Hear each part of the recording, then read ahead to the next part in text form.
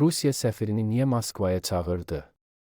Ermənistanın Avropa İttifaqı kursuna sərt mesaj. Rusiyanın Ermənistandakı səfiri Sergey Kapırkinin Moskvaya çağırılması regionda diqqətlə izlənilən siyasi hadisələrdən birinə çevrilib. Rusiya Xarici İşlər Nazirliyi bu addımı Ermənistan rəhbərliyinin Avropa İttifaqı ilə yaxınlaşma istiqamətində atdığı addımlarla əlaqələndirib. Moskvanın bəyanatında həmin addımların Avrasiya İqtisadi İttifaqı çərçivəsində əməkdaşlığa zərər vurduğu xüsusi vurğulanıb.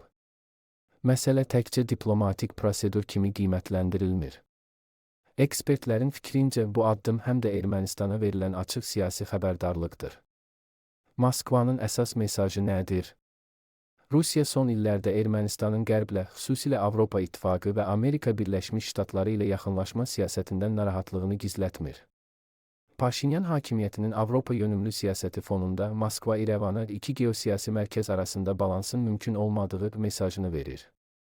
Səfirin geri çağırılması da məhz bu narazılığın diplomatik göstəricisi hesab olunur. Çünki beynəlxalq praktikada belə addım adətən münasibətlərdə ciddi fikir ayrılıqları zamanı atılır. Ermənistan üçün risklər nə ola bilər? Analitiklər hesab edirlər ki, Rusiya Ermənistan üzərində əsas təsir rıçaqlarını iqtisadiyyat və enerji sektorunda saxlayır. Bu istiqamətdə əsas təzyiq vasitələri isə bunlardır. Rusiyadan verilən ucuz qaz və enerji resursları, Ermənistan məhsullarının Rusiya bazarına çıxışı, ticarət və logistika əlaqələri, miqrasiya və əmək bazarı məsələləri.